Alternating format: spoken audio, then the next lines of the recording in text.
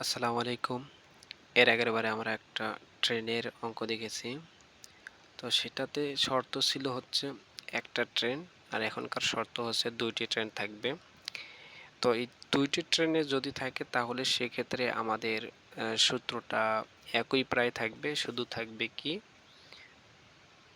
ওর বেগ 1 plus minus বেগ 2 থাকবে। যদি ২ টা একই দিক থেকে চলতে থাকে, মানে পিছন দিক থেকে আরেকটা যদি এসে অতিক্রম করে যায় তাহলে সেক্ষেত্রে বিয়োগ হয়।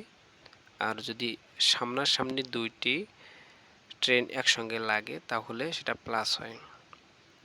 কারণ আমরা জানি যে পিছন দিক থেকে এসে ধাক্কা দিতে তার বেগটা একটু কমবে, আর সামনাসামনি যদি ২ টি গতিবেগ একসঙ্গে থাকে তাহলে প্রচণ্ড বেগে লাগবে। এজন্যে সামনাসামনি যেটা হবে সেটা হবে প্লাস, আর একই দিক থেকে পিছন দিক থেকে একটা এসে অতিক্রম করে যাবে, তার মানে সেটার গতিবেগ একটু কম থাকবে। যদি যেহেতু আঘাতটা কম হবে সেহেতু সেটাতে কি করতে হবে, শুধু বিয়োগ করতে হবে, এতটুকুই। তাহলে এক্ষেত্রে দেখতেছি যে ২২০ মিটার দীর্ঘ একটি ট্রেন ঘন্টায় ৫০ কিলোমিটার যায়, আর একটা হচ্ছে ২৫০ মিটার দীর্ঘ একটি ট্রেন ৬০ কিলোমিটার বেগে যায়। তাহলে বলছে দ্বিতীয়টি কত সময়ে প্রথম ট্রেনটিকে অতিক্রম করবে। তো এক্ষেত্রে আমরা বসাইছি যে সূত্র অনুসারে ডিস্টেন্স 1 ডিস্টেন্স 2, আর এর গতিবেগ 1 প্লাস মাইনাস যেহেতু থাকবে, আমরা জানি যে যদি পিছন দিক থেকে যেহেতু আসতেছে, এখানে পিছন থেকে সমান্তরাল বেগে, তাই এটা হচ্ছে বিয়োগ হবে। তাহলে এই জায়গাতে আমরা একটু ক্যালকুলেশন করলে, কাটাকাটি করলে আমাদের অ্যান্সারটা বাহির হবে। দেখি এই ক্ষেত্রে যদি আমরা কাটি তাহলে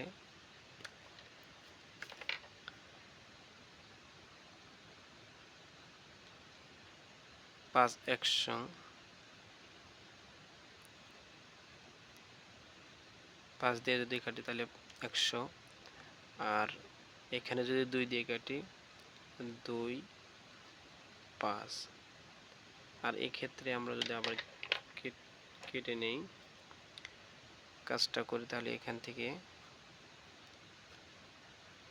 ২০ পাবো। এখানে ২০,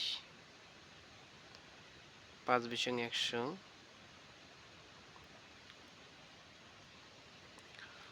৯ দুগুণে ১৮, ২ যেহেতু কাটছি ৯ দুগুণে ১৮, ৫, তাহলে আমরা পাচ্ছি ৯ আর ২০ যদি গুণ করে তাহলে পাচ্ছি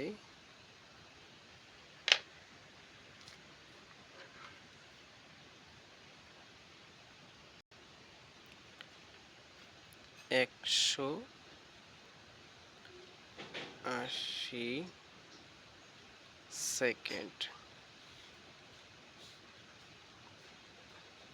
সেকেন্ড, যা আমরা ৩ মিনিট লিখতে পারি। ৩ মিনিট, এটা হচ্ছে অ্যান্সার। তাহলে আমরা এটা অ্যান্সার পেয়ে গেলাম।